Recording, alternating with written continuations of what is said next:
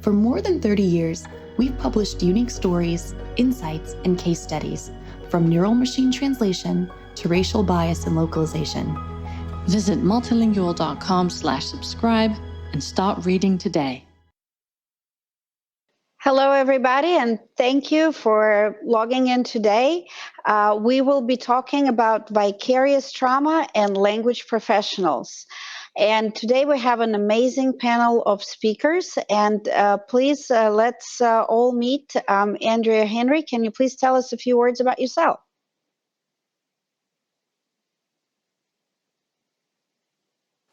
Certainly. Thank you, Mila. My name is Andrea Henry. I'm a full-time interpreter and a part-time researcher.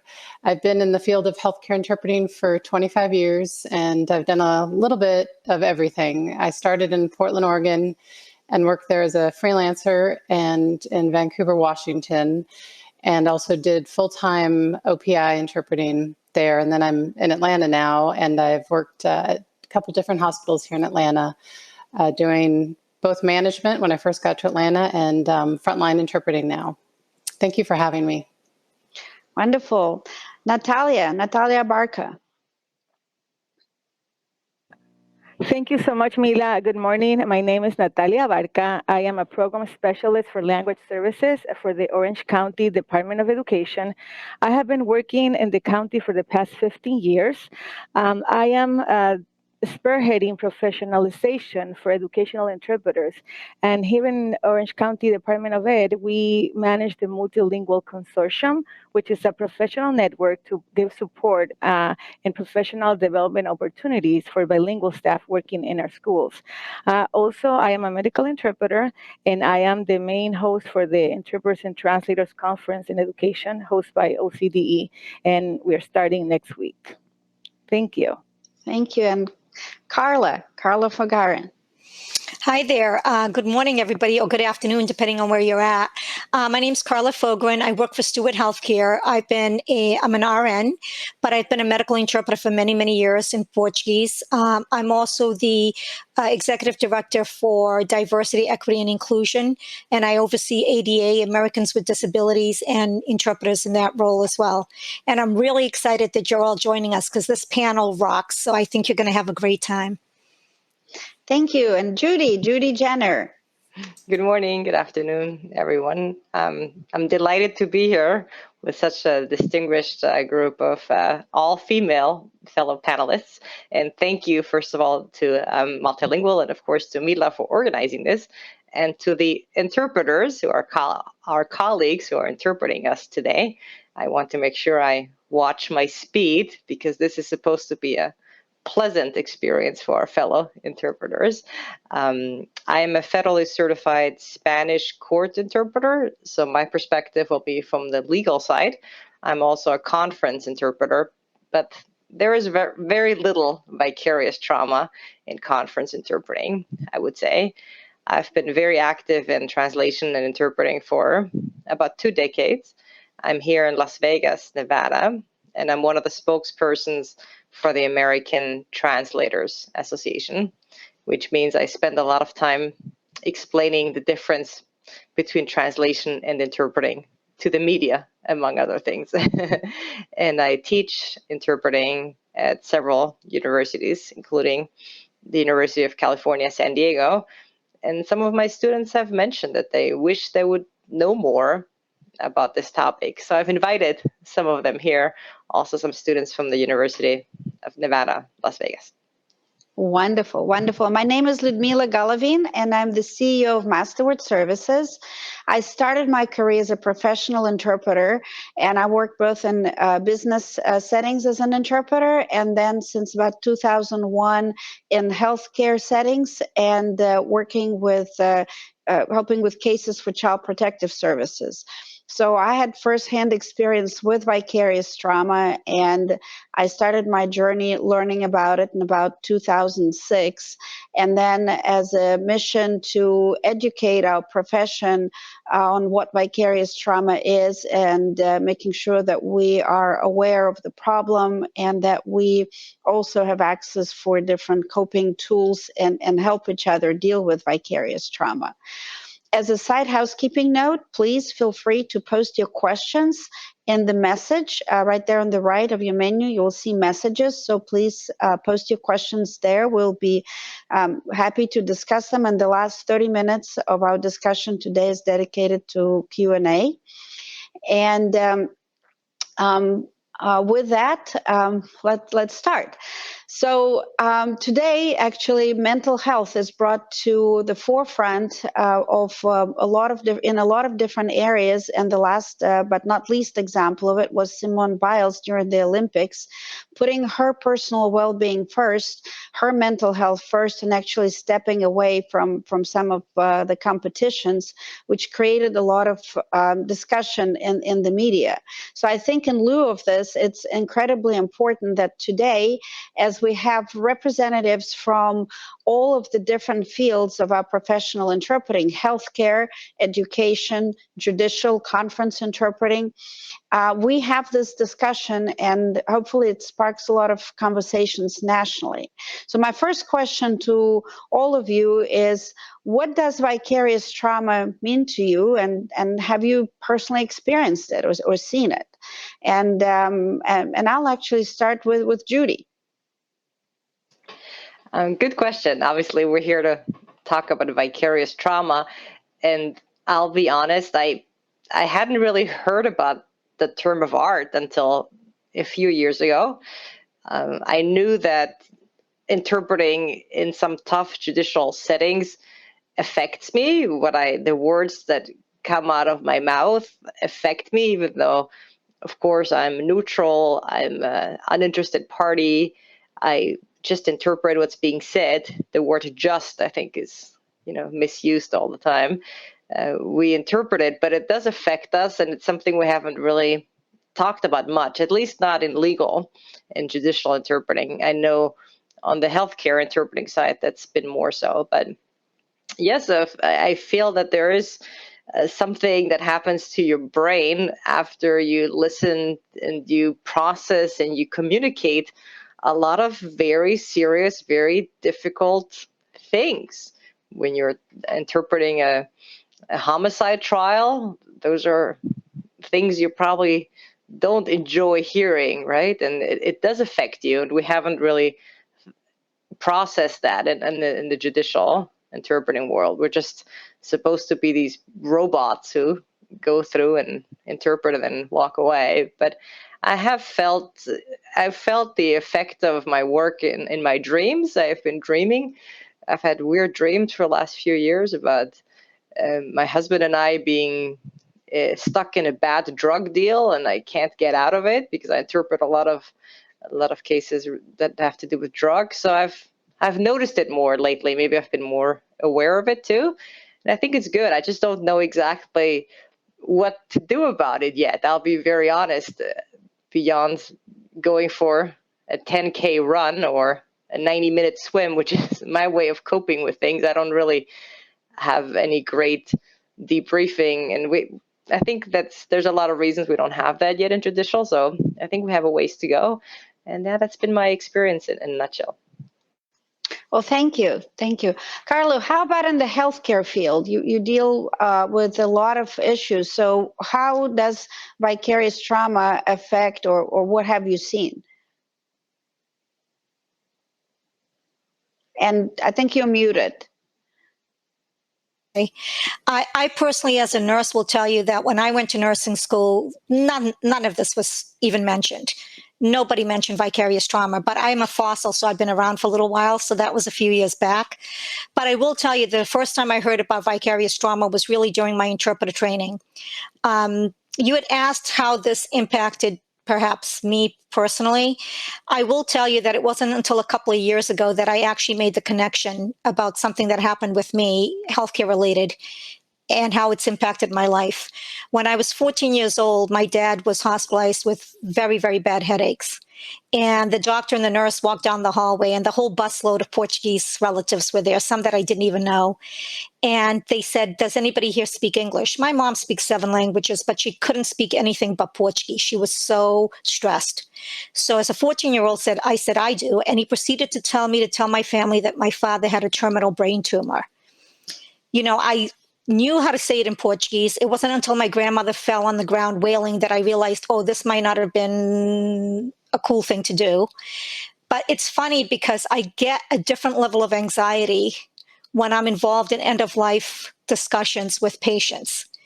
And it wasn't until a couple of years ago that I kind of connected it because it was so personal to me. And it lingered with me my whole life. My grandmother never looked at me the same way, that I realized that it's a trigger for me. Not that I can't do a good job with it, but it's a trigger for me.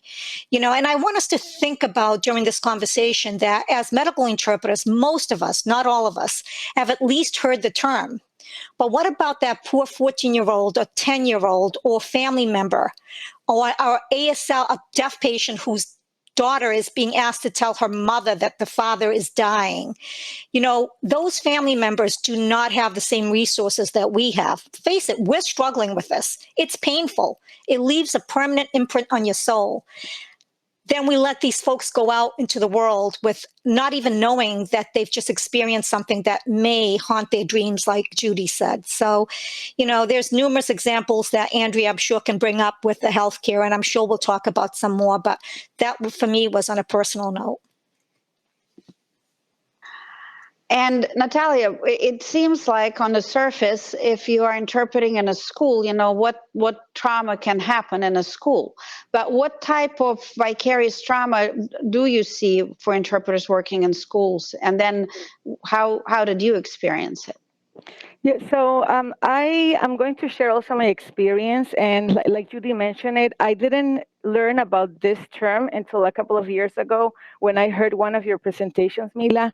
And then all of a sudden it made a connection. So a lot of people feel that interpreting at schools is a parent-teacher conference or maybe a back-to-school night. But in reality, in schools for many kids who suffer from trauma, it's not only about one event. Sometimes it's ongoing abuse or neglect. This could be violence at home, in their neighborhood, with close family, being bullied, suffering anxiety, depression, isolation, mental health issues. So like Carla mentioned, they don't know how to cope with this situation. So something that I would like to share with me especially was at a moment that I had to interpret for a board meeting, and it was about a discussion for the new sexual education code for middle schoolers.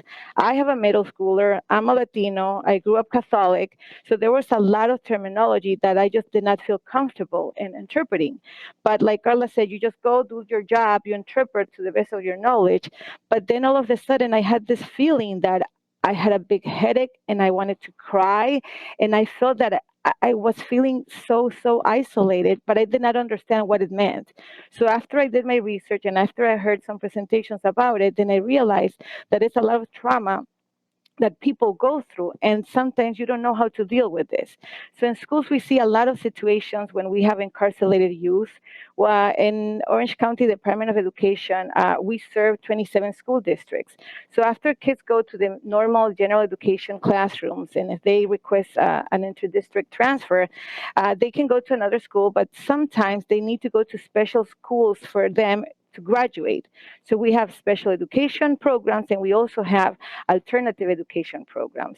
So in those scenarios is when we see a lot of trauma for kids, and the way we cope, is venting, running, but there's a lot of strategies out there. So one of the things that I'm doing right now is advocating with our teams and our supervisors to allow at least a couple of interpreters and to vent. We don't need to disclose information, but it's okay to say, this was a super heavy meeting. Please, I need, 15, 20 minutes, and take time to do whatever you need to do to feel better.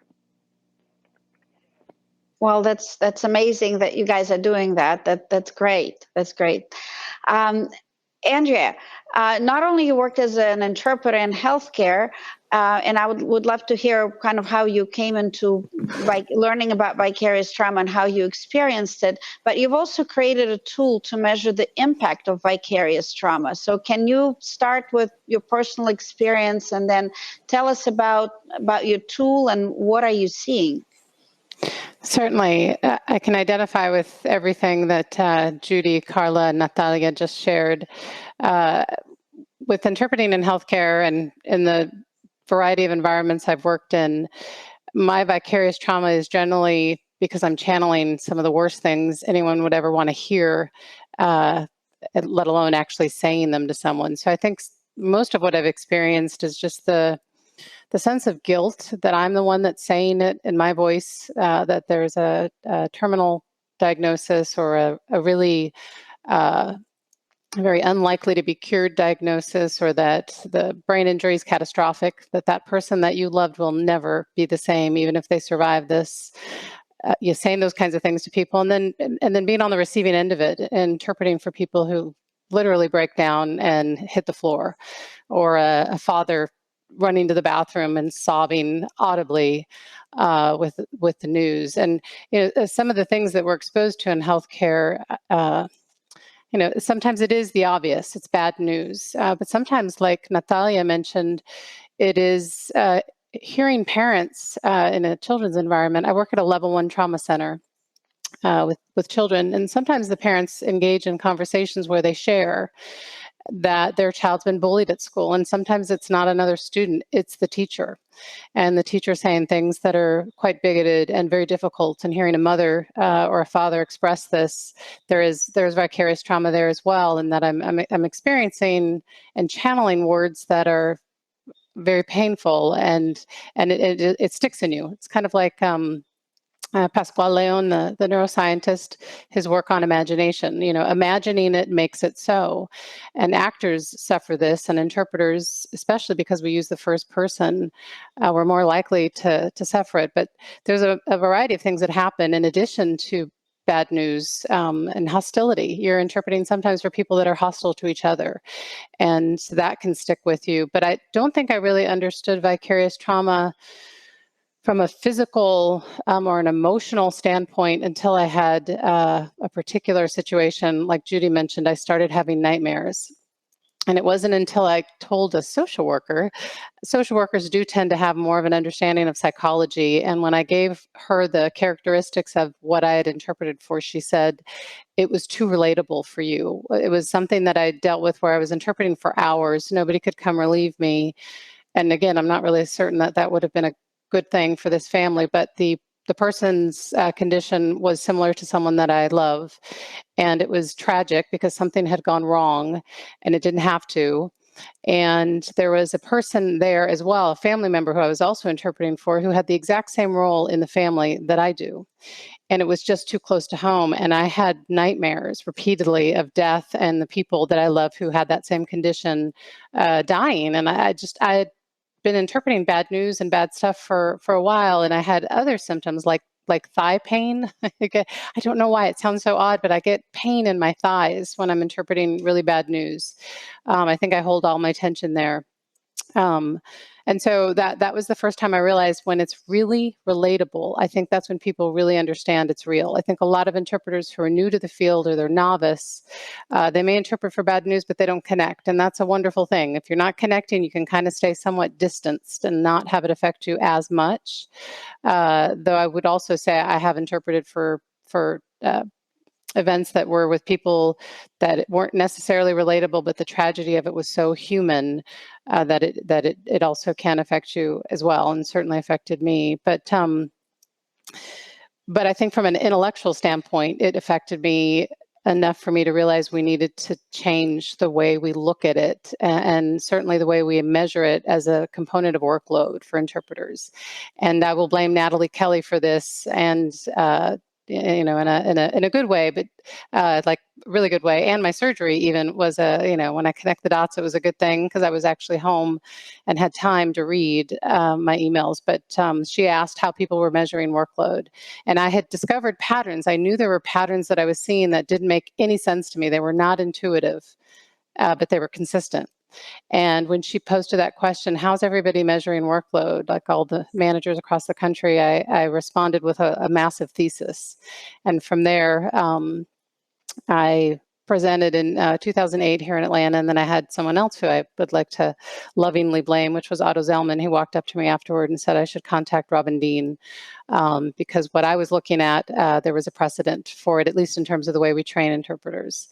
And so at Children's Healthcare Atlanta, we went about developing and validating a tool that measures interpreter mental fatigue in the encounter. It's not a chronic tool or not a chronic fatigue tool. It's not a tool to look at burnout.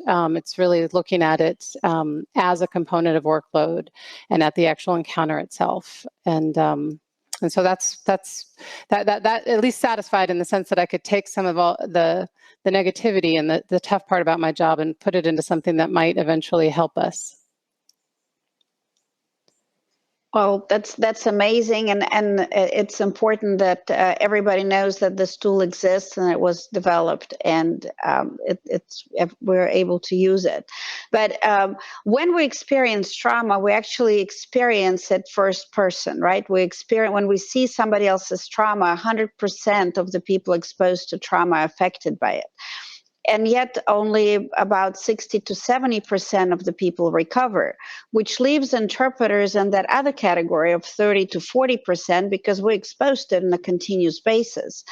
And what I learned through my journey is that interpreters don't just witness trauma, they actually channel it, because as we are interpreting in first person, we're processing, we're hearing what the person, we're first seeing the trauma, hearing what the person says in the moment, then we are converting words from one language to another, which requires a more advanced brain processing with the first person, and then we're actually doing it twice, because we're hearing it and then we're processing, we're repeating it. So almost like a 3-time process there, but definitely twice in this auditory way.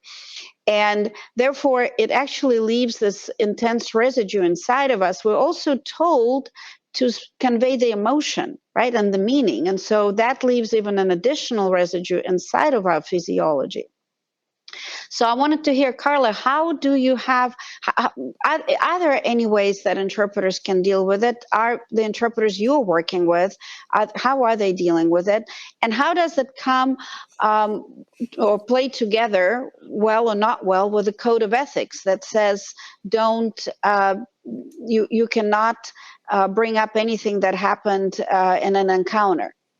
So It's a challenge. And if you had asked me this question pre-COVID, I may have given a slightly different answer. Andrea, what you said about it being relatable, I think that for COVID, it's relatable to all of us, that unknown fear, am I next? When is it going to happen versus if? The interpreters are going from one crisis to another. I mean, you never know what you're going to get. I feel like Forrest Gump, like life is a box of chocolates, right? Because you really don't know. You're just like responding to request after request. In a perfect world, we'd be able to meet with the provider beforehand and get a clue as to what we're walking into. In the actual world of hospitals, trauma centers, et cetera, that's not always possible. In most cases, that's not possible at all. So you literally are walking in. It could be something that you think is just a post-op visit, when it could be a diagnosis of stage 4 cancer or anything like that. So at my facilities, we've tried so many things. We've had social workers come in, we've had debriefing where we limit the amount of information so that it doesn't tie it back to a specific patient.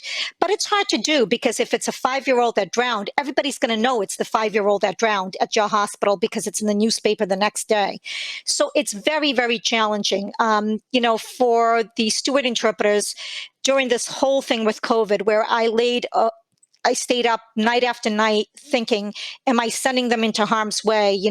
Who's going to talk to them? Who's going to talk with them when they encounter, like you said, the boomerang effect? You're speaking in the first person, then you're receiving all that pain and emotion from the other person and doing it yet again. And you're doing it as the first person, which makes it a lot harder to disassociate from the actual case. You feel like it's part of it, right?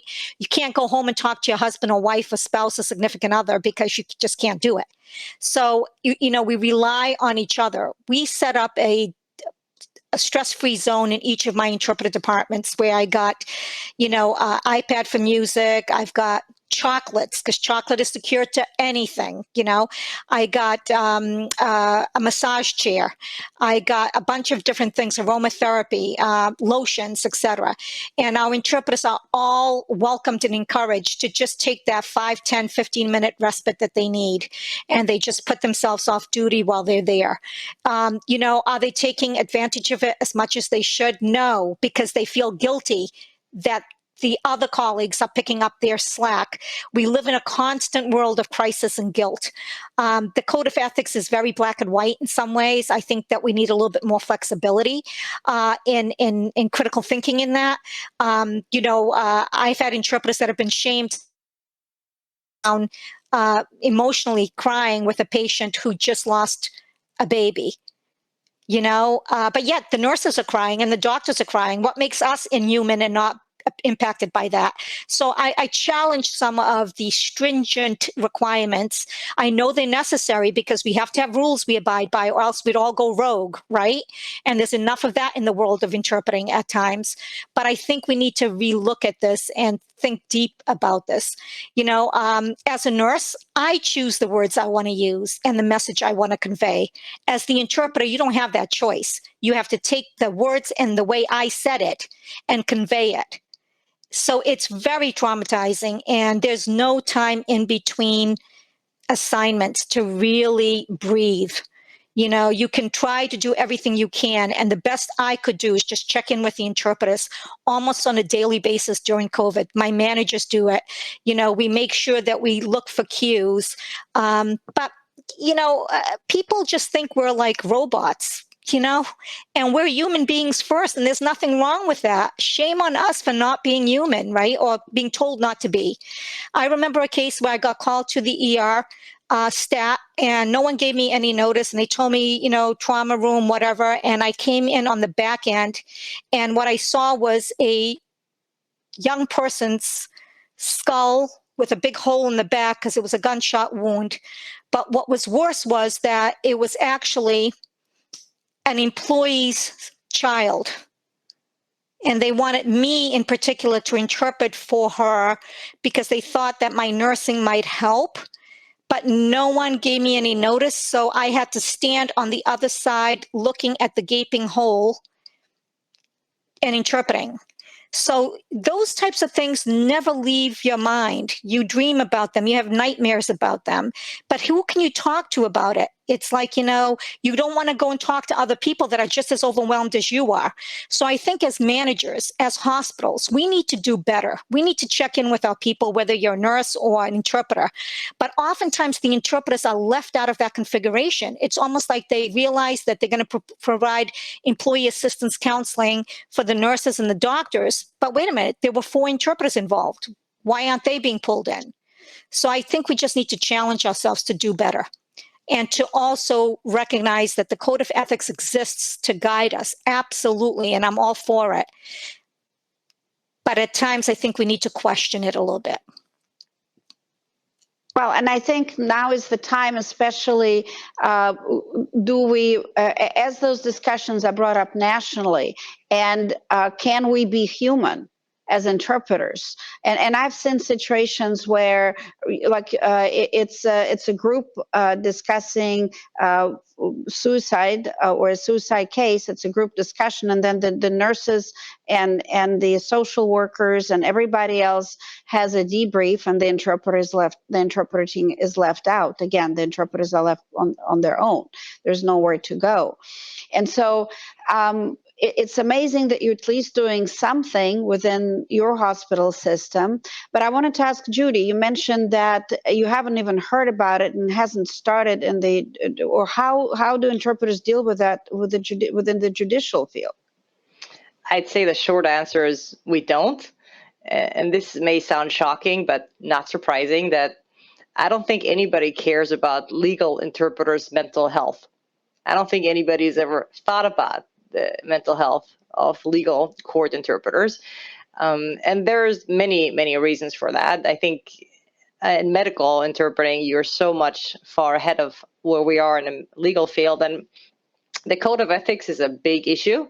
I'm a big proponent of having a code of ethics. It's what makes our profession possible. It's what legitimizes us. It's what gives us the power that we need to be in the courts, because we fought for decades to professionalize court interpreting. And we still feel like we exist a little bit on the fringes sometimes. Sometimes you still hear the judge appointing the defendant's girlfriend's brother as the interpreter because, he speaks Spanish. It still happens. So we fought so much for to be legitimized as a profession in the courts that I think we just forgot somehow along the way that we are humans and that we need some sort of mechanism to deal with our mental health. And it just doesn't exist, at least not that I know of. I am not a staff interpreter. I run my own business, but I work with federal courts all over the country and internationally as well. And this is something that I've never been asked about. Nobody has ever inquired after my mental health. And even in legal interpreting circles, and I'm very active in those circles. Maybe I haven't been there for these discussions, but I haven't seen any happening. And I'm very active in ATA and NAGIT and lots of other organizations. So we haven't talked about it. I think we've been so focused on being accepted as a profession in the courts, which is a very exclusionary environment for speakers of other languages that's not English. So we're always trying to make as little noise as possible, I have the impression, right? We're just happy to be there, that we can interpret, which is a very important part of the American legal system, but we have lost the humanity or the even thinking about the human side of interpreting. So yeah, the short answer is I don't have any formal strategies except for, I'm an athlete, I go work out, or I'm also human, so I have a glass of wine. And well, I think, aromatherapy and massage, I think that's also really, really important. But I think what we really need is to talk about it. What we really need is some sort of ability to share this trauma like other professions do. But our code of ethics handcuffs us so much in its current form that we're all so afraid of talking about it, even in the abstract. And I think that's everybody's fault. I think interpreters are very guilty of this too, of looking at the code of ethics as very black and white and being quite dogmatic about it, even with each other, and not allowing each other to talk about it, which I think we need some education about what a code of ethics means. Not that the lawyers are always the best examples of code of ethics, but I'm married to a lawyer and they also have a code of ethics, and he always says, of course you could talk about this in the abstract. That's the code of ethics doesn't mean that you can't talk about what happened to you in the abstract. But we're so afraid of it as legal interpreters because we have a relatively low position in the judiciary. So we try to be very dogmatic about the code of ethics. And that I think that's hurt our mental health. And it certainly has, I think, hurt mine because I don't really deal with it. I think we need some sort of way to debrief or to decompress, or a Freudian talking cure. I don't know. That's a long answer to a short question. I think we have a long way to go, and we don't really have any formal mechanisms, at least that I know of. And even the airlines tell us that you want to put the head mask on yourself first before you can help anybody else. As a profession, we're always here we're actually helping people communicate and get language access, right? We're helping people get their message across, giving the voice to those without the voice in a way. And so we're not able to put that mask on ourselves. We're basically told to continue operating in the airplane that's going down with no pressure and no mask. So that's very interesting. And I think it's very timely that we do start this conversation. So Natalia, how do we deal with that? And how does interpreting code of ethics falls within the educational interpreter profession? How can interpreters, or do they even have anything that they can do? Yes, well, thank you, Ludmila. So like it was shared on this panel, we have medical interpreters that they have a national code of ethics. We have legal interpreters and they follow a code of ethics. So in education, when I started to work more deeply in this profession, 7 years ago, in education, people did not even understood the difference between an interpreter and a translator. So we started from there, right? What is interpretation? What is translation? Then after that, a lot of staff, they do not require to have a specific background to be an interpreter, to work in a school. So because you speak another language and you're a bilingual employee, sometimes you're asked to do interpretations, and then you may get a bilingual stipend. So people do what they feel is best for them. So when we started providing professional development in this area, we realized that we do not have a national code of ethics for educational interpreters. Therefore, there are some initiatives. For example, Minnesota Department of Education, they have a code of ethics and standards of practice for educational interpreters of spoken languages. However, in education, we train staff to be community interpreters, and we follow the National Code of Ethics for medical interpreters. But like it was shared here, on our conference, we started providing professional opportunities for people to develop the skill sets in interpreting. And then we start providing professional opportunities for people to learn about translation, about note-taking. However, because I work here in the Department of Education, and we have different areas, social emotional learning, mental health, and all these other new initiatives that happens in schools, somebody asked me, why don't you provide a presentation about self-care, about awareness, about how to cope with difficult situations? So we offered the session, and surprisingly, it was one of the best sessions. We got the best reviews. So since then, we started including a session about self-care and social emotional care in our conference. So in education interpreters, they were not even aware that it was okay for them to ask for a break. They were not aware that it was okay for them to say, I cannot do this assignment because this topic might trigger me. They did not even knew that it was okay to say that they are not experienced in legal terminology or medical terminology.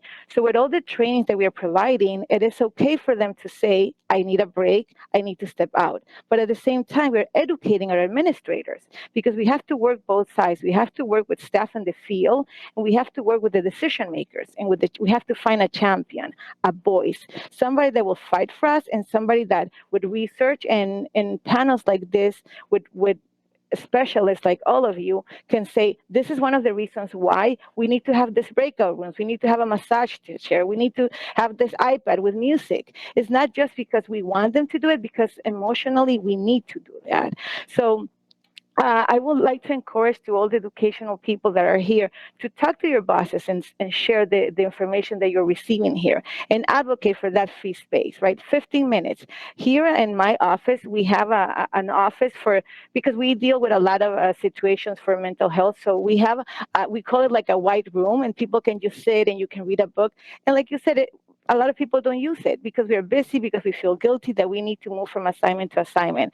So that's what's happening in education. So we are working tirelessly at a national level with the Association of American Interpreters and Translators in Education to develop a national code of ethics, to work consistently. So we have guidelines, but we would love to work at a national level to develop something like this. Also, we need to have professional trainings. We need to have like an educational interpreter certification for people to go into schools with some type of knowledge and preparation. So what we are doing at the moment at schools, we are offering a community interpreting training. I'm assessing people. You can take a medical training. You can take a medical interpreter training. You can take a court interpreter training, some type of professional development and learning, so we know what's right and what's wrong. And at the same time, educating our leaders on best practices to work with interpreters in school settings. Well, thank you, Natalia. And what's just got highlighted here, that we stand on completely different stages. Within educational interpreting, there is no code of ethics. Within judicial interpreting, it's incredibly strict. And you don't even talk about it. And within healthcare interpreting, there's some conversations and some help that interpreters get. So it looks like we're on complete different stages of the spectrum. So I have a question to Andrea. As you work as a language professional, and I heard you mention you worked as a remote interpreter as well. What have you experienced in regards to the ability to deal with vicarious trauma and the code of ethics and the level of professionalization? Thank you. with what Carla was saying, and then what Natalia mentioned in terms of the support is just something that stands out so much. I think when I was a remote interpreter, that was in the beginning of my career, I did it full time at Pacific Interpreters headquarters in Portland, Oregon. And so I don't remember much, except that's when I learned how to take notes. I have no idea why it happened while I was a phone interpreter, but somehow it seemed to happen organically. But I don't remember much else. And I didn't do very much bad news with that job. But what just to dovetail on what everything on everything everybody has said so far, there's a lot of room to grow, and there's a lot of opportunity to address vicarious trauma and honoring what people are experiencing in each one of our arenas. It sounds like there's so much similarity, and then there are some differences. I think Carla is stellar, and another person from Boston, same thing. There is something about some administrators that have figured out that it's not just the material item, like the room or the white room or the massage chair, which sounds really good. Those all sound wonderful, but it's not just what you providing material-wise. It's the fact that you're doing it as a manager that speaks volumes of what matters to you. And I think when we did to develop the tool, it was a very scientific approach. We did item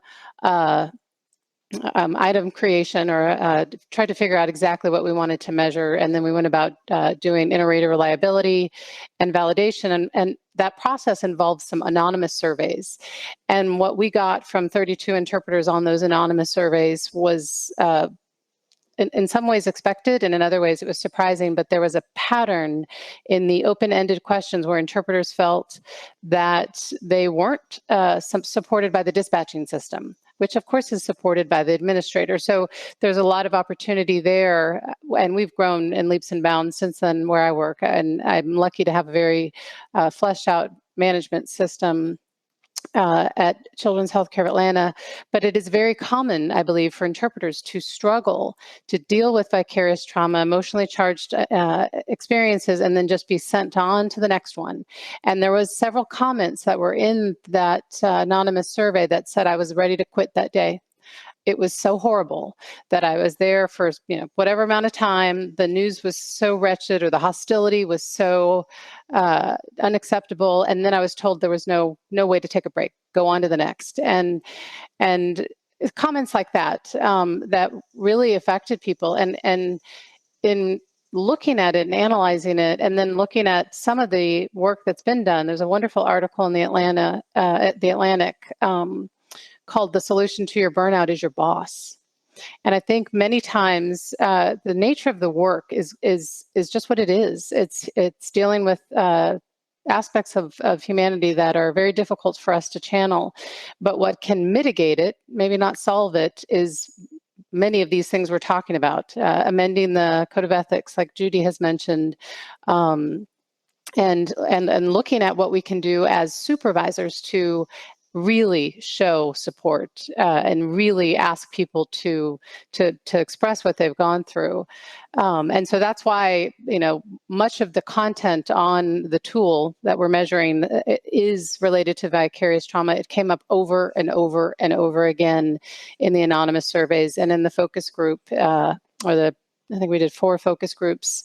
It came up as well as a pattern, but on the anonymous survey, it was loud and clear. When you let interpreters do something anonymously, they really say what they really feel.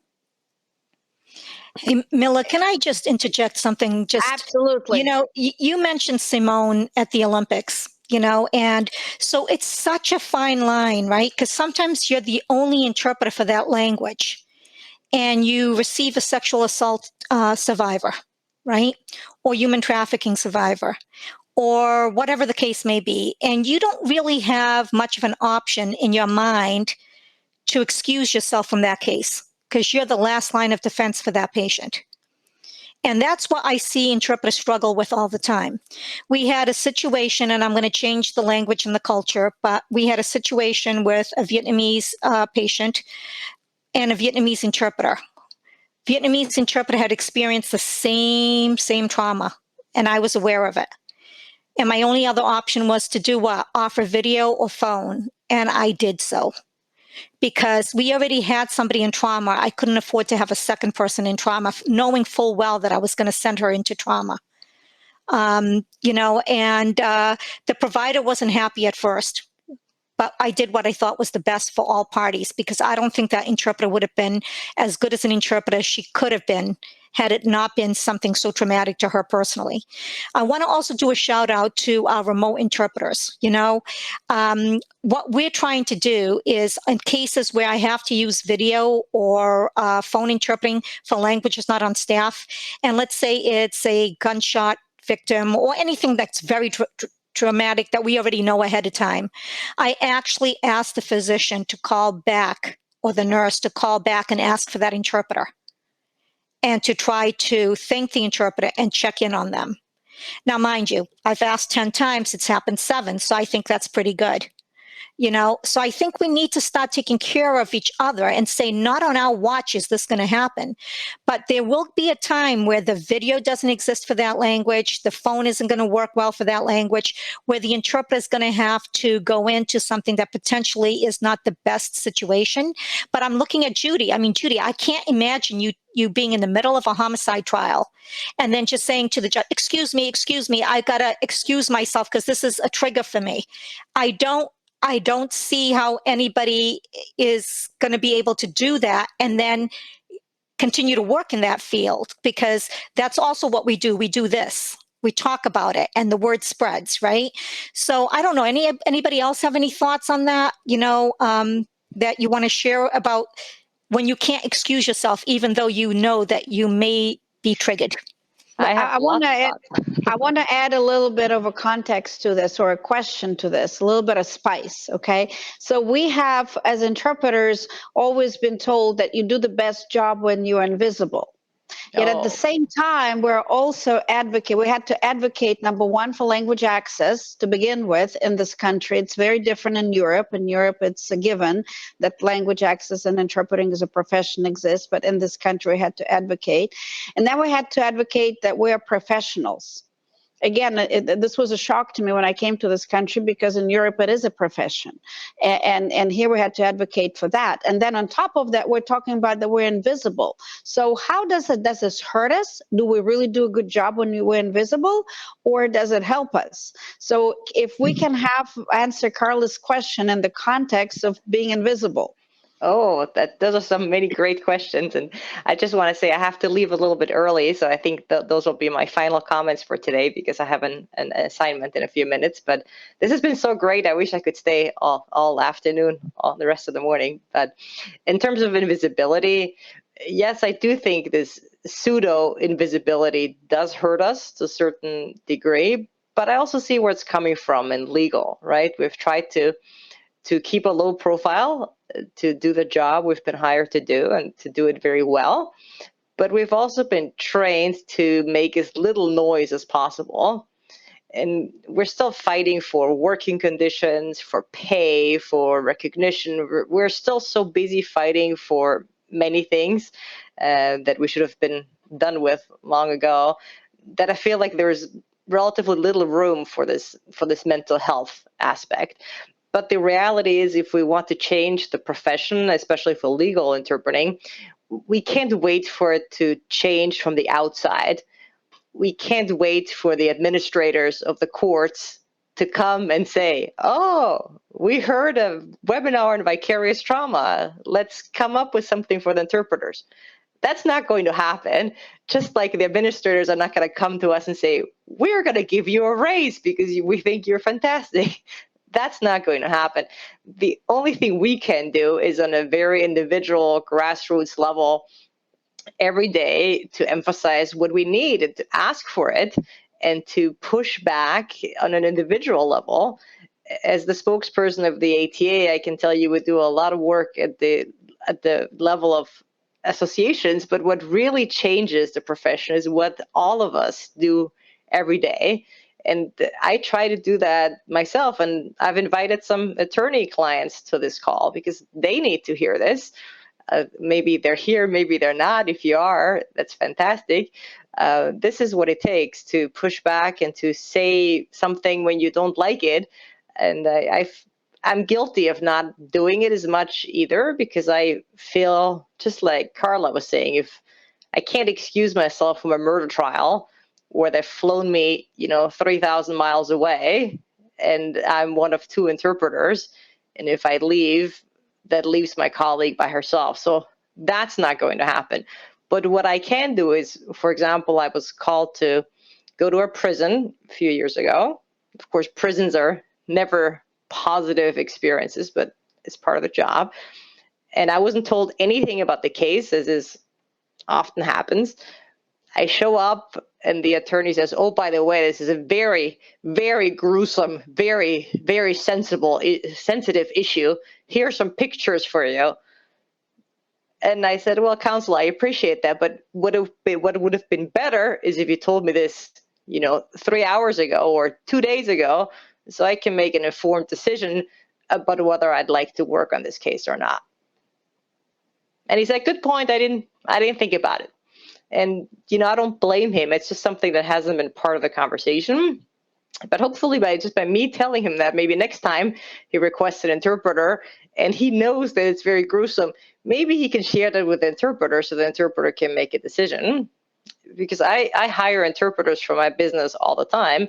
And I know that some of them, because I have little kids or maybe they're in the middle of a divorce themselves, they don't want to go to divorce court. They don't want to go to anything with child protective services. I don't send them there. I get that. I put it on my sheet. But the reality is, if you work for the courts and you turn down a lot of assignments, as Carla said, you make yourself less popular and they'll call you less. But I think if we all do it a little bit, maybe we can start educating the public at large and administrators and whatnot. So those are some of my thoughts. And no more invisible interpreters. Turns out we are human. I don't know about all of you, but I can see you just fine. And when I'm standing in the courtroom in my black suit, they can see me. I exist. So let's put some of the humanity back in interpreting. And thank you so much, everybody. It's been a real pleasure. What Thank you for being, and Judy, good luck interpreting in your next assignment. Natalia, yes, thank you, yes. Mila. I would like to share something in the educational field, and I'm going to speak only for Orange County. I work with San Diego, Riverside, and Los Angeles. I know every state is different, but something that I'm seeing lately with the pandemic is that interpreters are now more visible than ever. We are here, like Judy mentioned, we are on the screen, we are on Zoom, we are on WebEx. So with the use of all the different virtual platforms, our teachers and our principals and our psychologists are seeing the complex work that we do when we are providing interpretation in two languages, doing it simultaneously online or doing it consecutively. So I'm seeing more opportunities for professional development. I'm seeing more the buy-in of some leaders. So like Judy was mentioning, we all want to be recognized, we all want to get a better pay, but when people see us in action and they realize how difficult it is, then we start having a voice there. So what we have implemented in Orange County Department of Education is an award for interpreters, but we call them the award of distinction because a lot of staff, bilingual staff, they are dual role employees. So they are not only community liaisons, they are not only bilingual secretaries, they also have to perform as interpreters and translators. Even that we do not have that title, my title is a program specialist for language services. However, I do interpretations and I do translations, and my team does the same thing. So we acknowledge them, and our administrators are aware of this. Like Carla was mentioning, it's word of mouth. People start getting motivating and encouraged. But that's what I can say in our experience that it has happened in the past 18 months. We are now more visible. I have a lot of compliments for a lot of directors, and I can share a quick example. We needed for an event, 2 people needed sign language. So we hired 6 sign language interpreters for an 8-hour conference for 3 consecutive days, and people were amazed on the wonderful teamwork that they did. Interpreting for 2 people, 6 sign language interpreters for 3 days, it was like one of my best accomplishments, because getting the buy-in on the why we need to have coverage, on the why we need to have two people providing the service for one attendee, and therefore it became, a team of six, and seeing how exhausted we can be after a virtual meeting or after a virtual assignment. So these are practices that I'm encouraging everyone, to start sharing. I know some of you may feel isolated. Some of you are in a different state of development. Some of you have different type of administrators. But if we are all working on this together, we will have a voice, and our voice can get stronger. And Andrea, what are your comments on all of this? With regard to invisibility, I would definitely agree with the idea that clearly I'm not invisible. There's nothing about me in that room that family does not see. Everything about my height, my gender, my ethnicity, my accent, my tone of voice, and my use of culturally appropriate filler words, for example, all of that is very visible. And so in the beginning of my career, I did try so very hard to be invisible. And I thought I was doing right. I thought I was doing right by my code of ethics. I thought these are the rules, I need to play by them. And this is going to be a beneficial thing because there must be some reason that we're supposed to be invisible. Though I will say on the code of ethics, it does not directly say that with IMIA, NCIHC, or CHIAs, though we've extrapolated the idea from most of our training that, the idea of pulling yourself out of the dynamic is the best thing. And I will say that I think when we do that, we're completely contradicting normal communication patterns. Communication generally involves alignment. It involves socially aligning or socially distancing by the things we say and the things we do. The formality of our speech or the lack of formality brings us closer or further away. There are certain things, and I've would definitely recommend Robert Lee. He's a sign language interpreter, and on the NCIHC Trainer to Trainers series, he will be speaking, I believe, in November. But he talks about this quite a bit, that the aspect of maybe being very much removed from an engaged set of parties does not help communication in the way we think it does. In fact, it potentially could prevent alignment between everybody in that room when the interpreter is creating an unintentional barrier by being, very dry, very cold, somewhat removed, and not allowing for some degree of natural communication expectations. And so I definitely would say that at this point in my career, I disagree with that. I also disagree with the idea that we're not supposed to look at people, as if, we're just supposed to be interpreting and staring down. And I honestly have had a colleague years ago who was asked to leave, a lovely person who from their training extrapolated that they should work very hard not to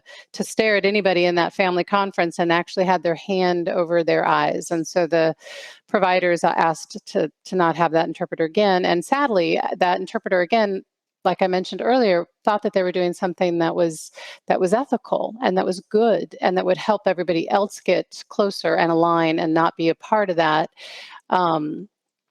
So I would say that I don't think it's the way to go. I think there's ways to navigate it, to still make those two parties as close as possible and not to get in the way. But I think when I think I'm invisible, I'm actually, or if I try to be invisible, I'm getting in the way. But I would say with regard to healthcare, like Carla has mentioned, everything about healthcare, it's a win-win. It's collaborative, and legal is definitely antagonistic. There's a win-lose kind of dynamic, and in healthcare, I argue that interpreters should be part of the collaboration. We should be part of the solution, and we should be part of what makes people comply with a plan of care, which is trust.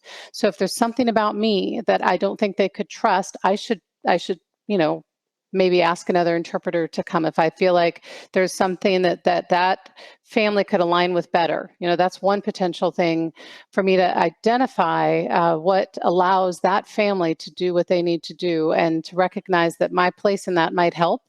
It might harm my gender, my race, all those things come into play.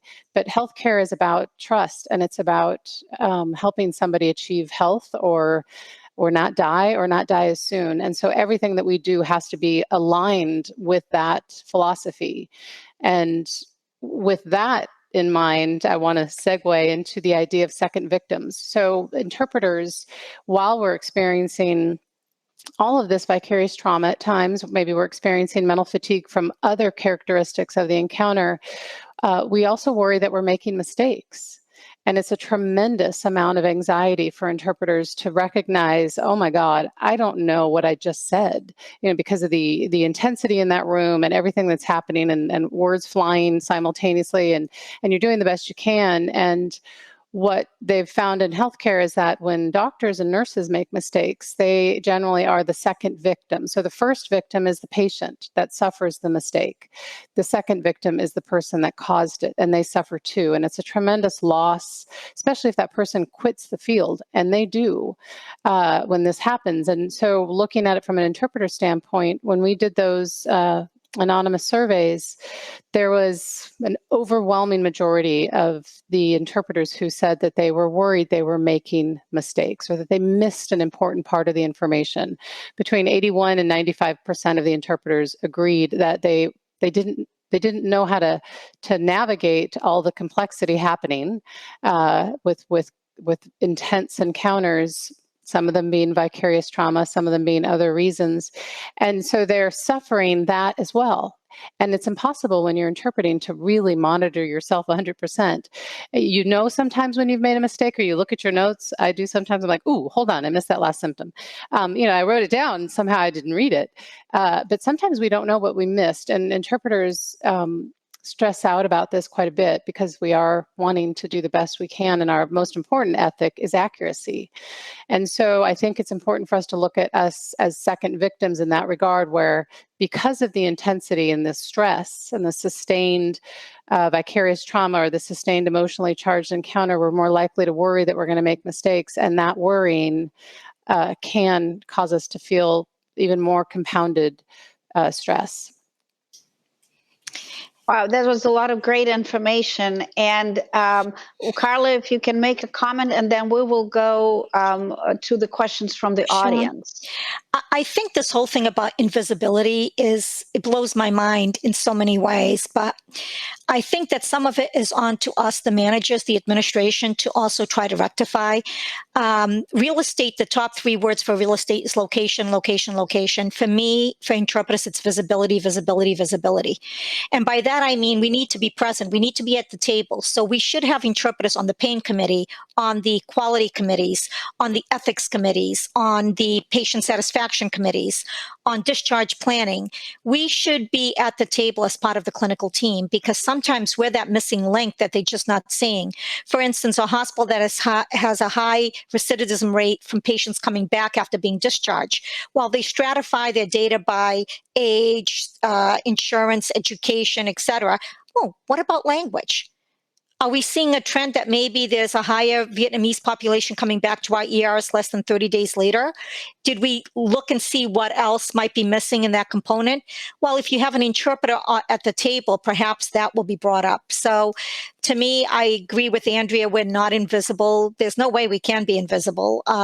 It's a small room. I mean, you're practically in each other's uniforms, no pun intended, because you can barely move around. So how can that be?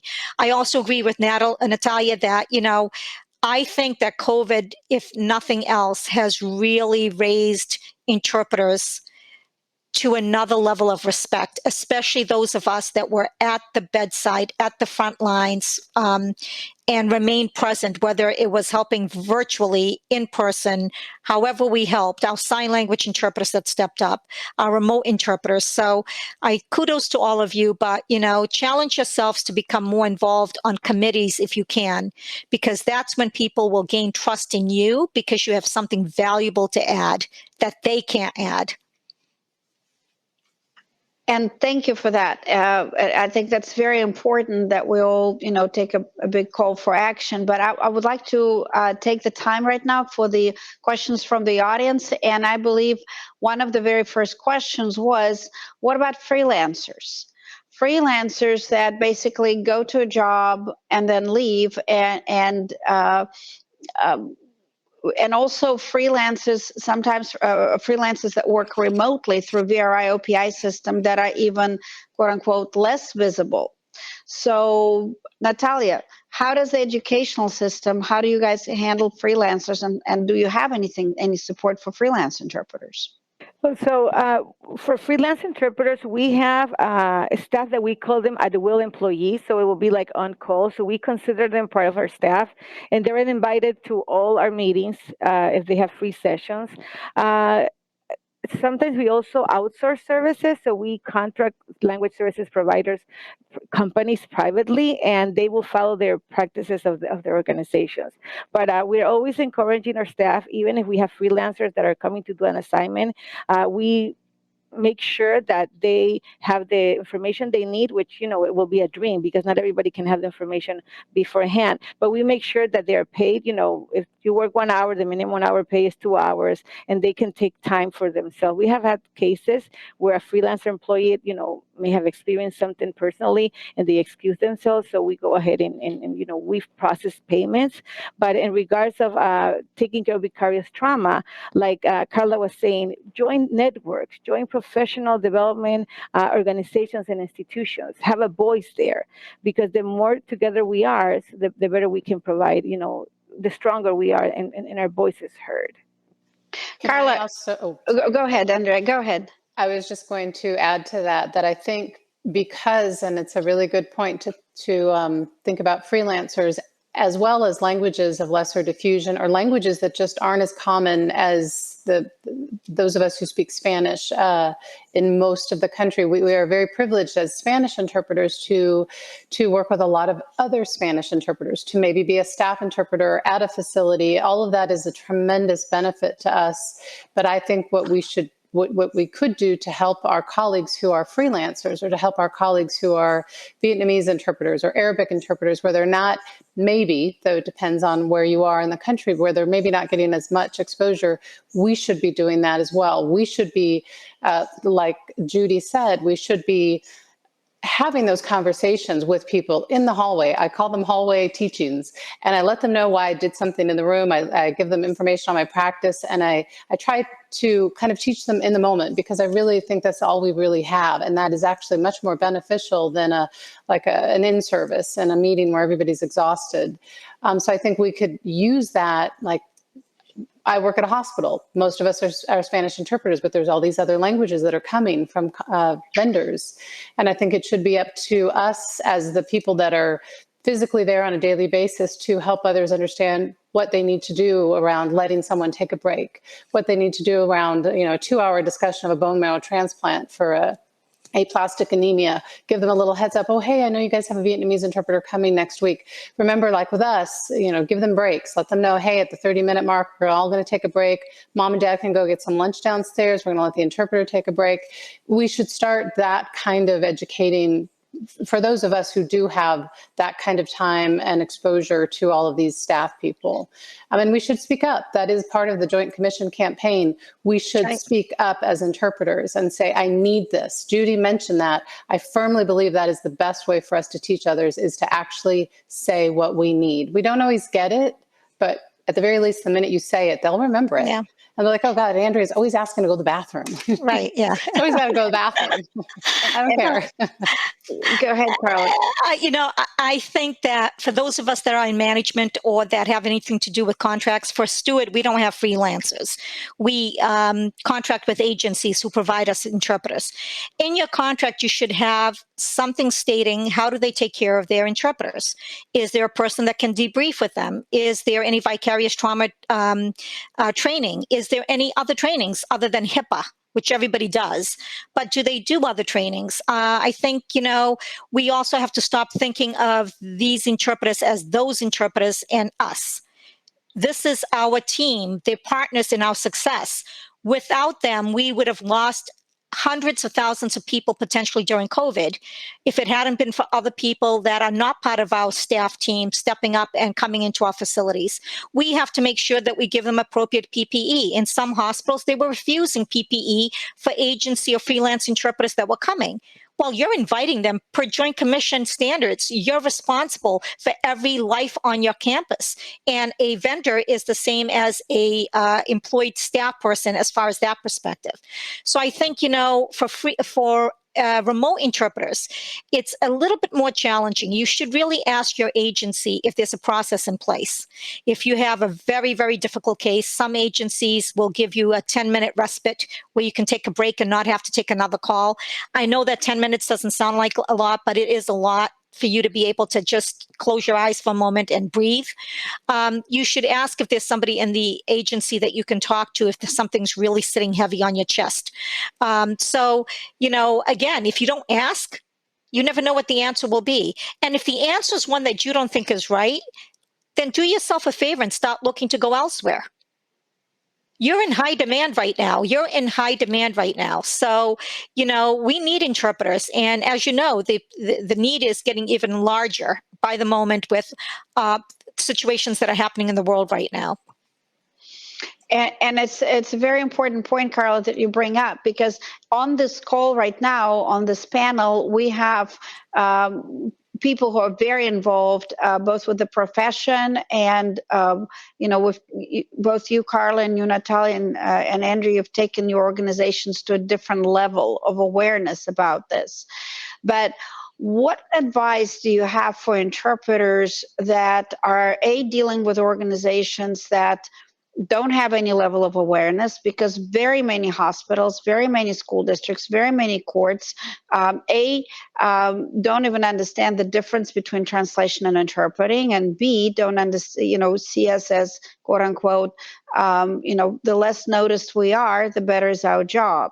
And also don't understand the difference between a bilingual person and a professional interpreter. So what advice do you have for freelance interpreters that are stepping into that situation despite of all the challenges, but to help that person without a voice get access? And that's a question to whomever any of you who want to jump in first. So for me, if a agency interpreter stated something that they needed help with something, I would treat them the way I treat my team interpreters as much as I could. But I'd pick up that phone and make a call to their manager or to the owner of the agency. Mila, if it was you guys, which I've never had this situation with you, I would have done the same thing, right? So I just think that we owe it to ourselves. We owe it to the interpreters. And some interpreters are so fearful that if they create too much noise, like Judy said, that they just will not get calls back. So then they kind of just go with the flow, even if it's hurtful to them. I just don't know how else to give you advice on that, because the agency, or if you're an individual, if you're an independent contractor, like some states have, then, who are you going to complain to? Are you going to complain to the provider? Who are you going to complain to? I think that every hospital has a patient advocate. Every hospital has somebody that you can go to and voice a concern. But I would caution you to do it professionally. Try to do it so that it's factual versus, sometimes I get so angry and so disappointed at people for taking for granted so many things when they don't realize how difficult life is for some of our patients in our communities. And it's very disappointing to me. But if I go in there with my passion and I can't believe that you don't see this, I'm not going to get anywhere. I have to go and present the facts. And then internally, I could be like that duck above water, pristine, but underwater paddling furiously, because, you've got to approach it in a certain way. If you're an employee of a facility and your manager's not hearing you, there are resources for you. There's human resources that you can go to. There's other people, but try to find the allies. Try to find the social worker allies like Andrea did. Try to find allies that can hear you, that maybe have a certain clout in the organization, because as we all know, there are different hierarchies in any organization. So try to get allies and work with them to improve the working conditions of yourself and your colleagues. Natalia, what about an education where the level of awareness and level of professionalization of our field is even less? What advice do you have for freelancers? Yeah, so I do agree with Carla. You have to find that contact person. It might be, whoever hires you. I know if you're a freelancer, you go through a company. I always encourage people and interpreters to ask for a debrief meeting, even if it's not possible or feasible. So I always start saying, I want you to give me feedback about my performance. Do I speak too fast? Did I did it well? And then it's an opportunity for me when they ask me, so any feedback that you have for the team? So then I will say, I would love to have a break. The topic was super strong, or ABC, whatever situation it is. Like Carla said, being very factual, the facts, not feeling yourself that you are not being acknowledged. But the first thing I will say is try to get contact with your contact person, whoever call you, whoever is the teacher, whoever is the principal in that meeting, and perform to the best of your ability, and then ask for an opportunity to speak. Maybe you're not going to get the opportunity that day because people are busy. Maybe you're going to go next time. Maybe you already know the team. Maybe it's going to be the same nurse depending on the school you go. But that's the first step that I will do. Normally, also when we have freelancers and when we hire companies, in all of our schools, everybody is treated like part of the team. So everybody's providing with a mask. We are being very mindful. If you're not comfortable in doing an assignment in person, you can do it remotely. We let the parents know, we let the school know. So I will highly encourage you to find that person, that your first contact person. And sometimes it's not the director, sometimes it's not the principal. Maybe it's a community liaison, maybe it's the first face that you see. We always need to have like the contact person that's going to give us the address, the phone number, make sure what type of assignment it is. Sometimes we have communications maybe with the psychologist. So those are the people that those will be your best advocates. And like I said again, always ask for a debriefing meeting or type of a feedback. It happened to me personally. At the first time, maybe they don't have time. Maybe the second time they don't have time. But when you start asking for a feedback about your performance as interpreter, they don't feel that it's judged or anything. But normally they will say, so is anything that you would like us, for the team to know. And then it's your opportunity to advocate. Well, thank you, Natalia. We have another question for Andrea. With regard to your comment on interpreters being second victims, what advice do you have for an interpreter who has experienced this, the fear and anxiety of having made mistakes? Thank you. I don't know if I could come up with a solution to not having the concern, or to, a solution that would allow us not to be worried about making mistakes. I think the nature of our work is perfection.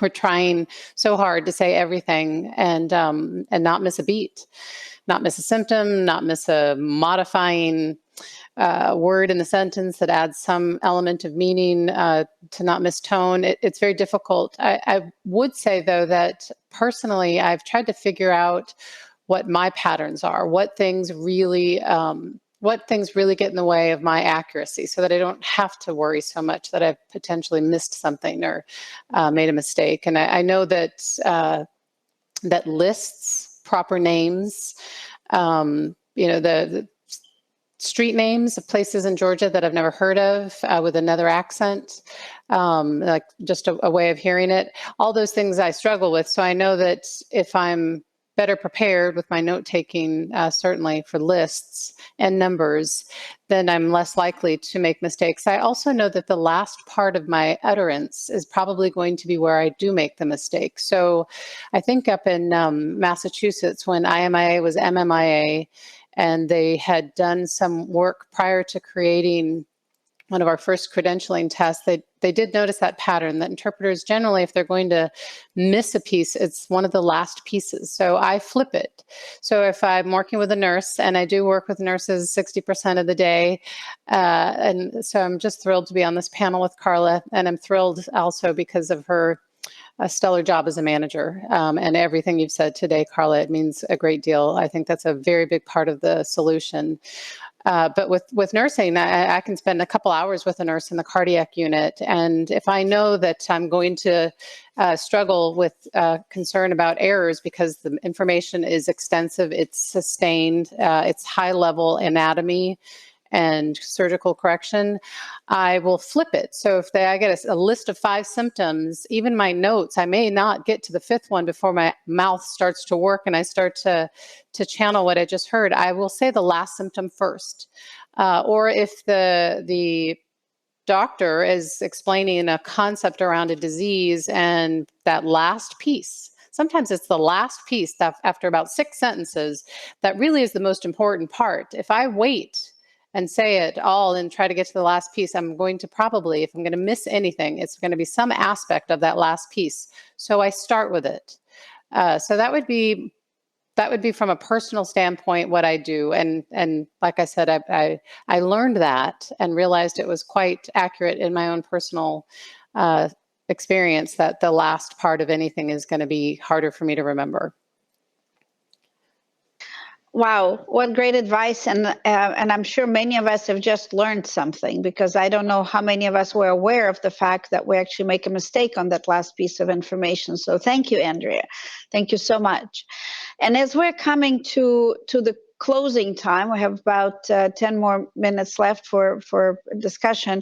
I would like to ask each one of you to reflect on what do you think we can do, each of us practically, to affect change in our field, to affect change both within the professional organizations in our field, within client organizations that we work with, within professional interpreter associations, to affect on every level. What can each person who is listening today do to basically affect positive change? So Carla, we'll start with you. I think the first thing is show up, participate, join the National Council, join CHIA, join the numerous organizations that exist for interpreters. If one doesn't exist for your discipline, create one. Even if it's a small one, create something so that you have a support structure within your group, and I think fundamentally, if we're going to take it just from the individual perspective, I think you need to remind yourself, even on the days that you struggle, what an added value you had in that interaction. And you got to hold on to the good things that happen as a result of you being there so that all people's voices could be heard.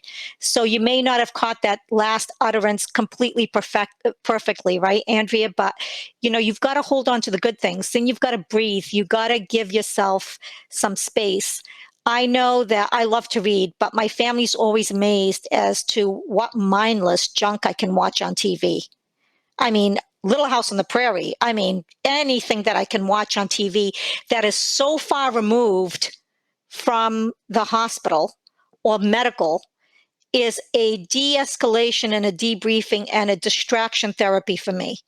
Walking on the beach. If you don't have a beach, go hiking, get a dog like Andrea has. I just got a glimpse of them. Do the self-care things that you need to do. And, also be very aware of another colleague that might be experiencing some VT, vicarious trauma. And what can you do to help them? Because do you question them about it? What do you do? Just sit and listen and say, hey, I'm here if you want to talk. And sometimes just them knowing that is enough to, maybe they won't take you up on the first time or the second time, but they'll take you up on it. So I don't know what else to share because it's so individual to each person, right? There are certain cultures that are much more forthcoming. Oh, like my family, if they're in pain, you know exactly how much pain. Okay. There are other cultures that are much more conservative and reserved, and emotions is not something that, or expression, or even talking is not something that's so readily prevalent, maybe. And it varies by person to person in that culture. So it's finding what works for you, finding that place that you can call a safe haven within your work environment. And when all else fails, bathrooms are a great place to just hide for a few minutes, right? So I'll defer to Natalia and Andrea for any other additions. Well, Natalia? thank you. In addition to all the amazing things that Carla shared, I will strongly encourage interpreters working in schools to get trained. Training. Try to get as much trainings as you can. There's a lot of free opportunities out there in the market. There's a lot of free webinars. Join professional organizations. Like Carla mentioned, we have spaces together where we can develop code of ethics, best practices, governance, bylaws. So I encourage you to join all these efforts. And also try to get at least 40-hour training for community interpreter. Learn your boundaries. Is this something that you really like, that you want to pursue at a school? Perfect. Do you want to be a bilingual secretary? Do you love interpretation?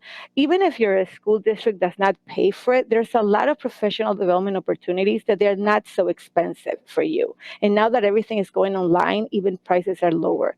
But if you really want to perform at the best of your knowledge, if you want to be considered professional, if you want to be top notch, if you want to get at that level, you need to get training.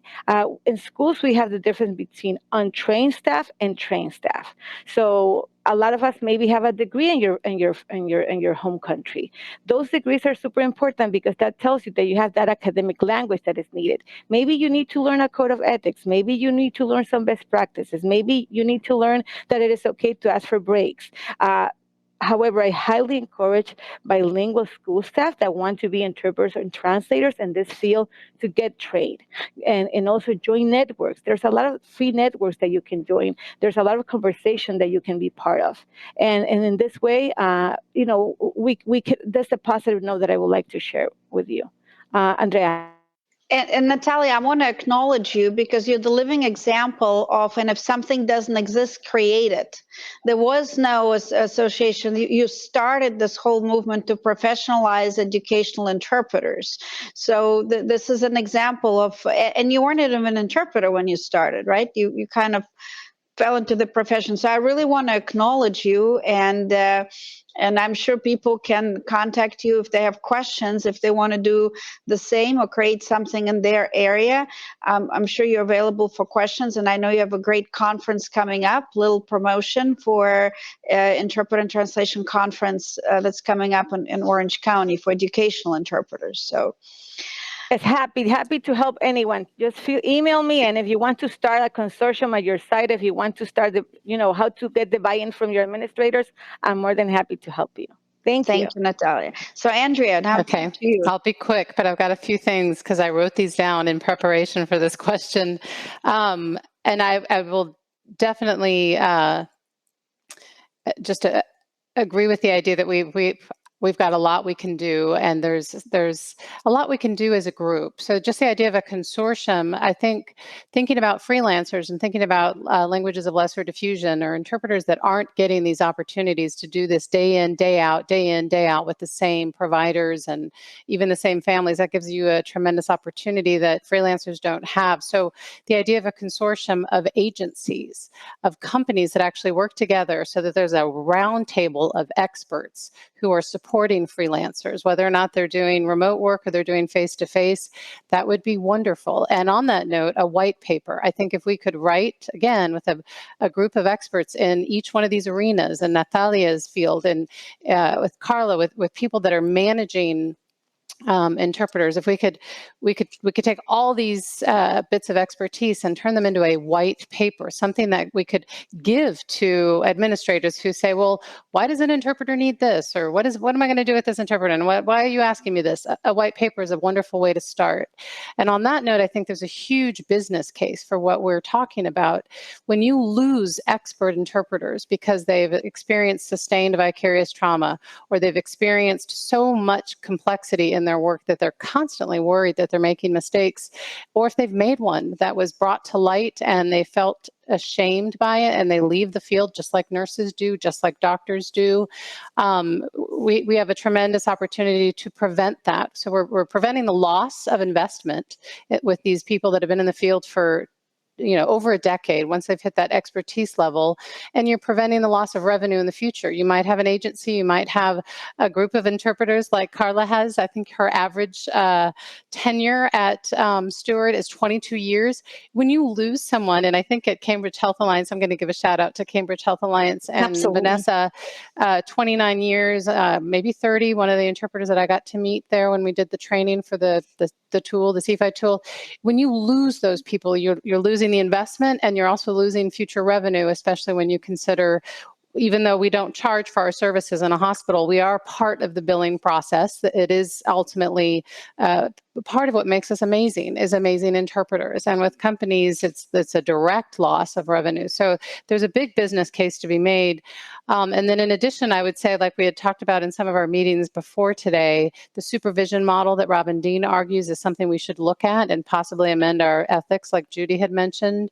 And also just, and again, it's on here on my list, the support by managers is huge and I'll give another shout out to St. Jude. I got to visit St. Jude in Memphis in 2019 and get a tour with one of the interpreters, Noemi, and I also got to meet for the second time the manager there. They have a model where I watched and I was like, wow. The interpreter's like, oh, hi, nice to meet you. And they walked into the office, shut the door, and they sat there and talked about the case because they were dealing with a tough case. And I was told later that is the standard. That manager lets you come in, shut the door, and just let it out. That is the safe person. And there's a shut door so that they can just let it out. And I found myself thinking, oh, goodness, that would be huge for interpreters. You just need to let it out. And sometimes you do with a colleague. I have wonderful colleagues at Eggleston, and we do help each other and we share the wealth. If I know somebody's had a tough day the day before, I'll take the tough case today. We do that. And that is a big part of what keeps us from experiencing burnout from sustained vicarious trauma. But having that support from the manager is huge. And then lastly, I would say, let me see what else is on my list here. Yeah, no, that's it. That's everything. And speak up. Well, we've started. Stay in the field. Please don't leave. Right. We're right on time. It's around, we're right perfectly on time. And as we've started a lot of conversations and a lot of discussions, the recording of this will be available all on MultiLingual website within 48 hours. So I hope that you do invite your colleagues and friends to watch the recording. I hope that you spark the conversations. I hope that we all create change in our industry and in our respective verticals and in our profession as a team. And I want to thank you so much for joining us here today and for taking time to choose you and for taking time to look at how you can be a better interpreter. So thank you so much. Thank you all.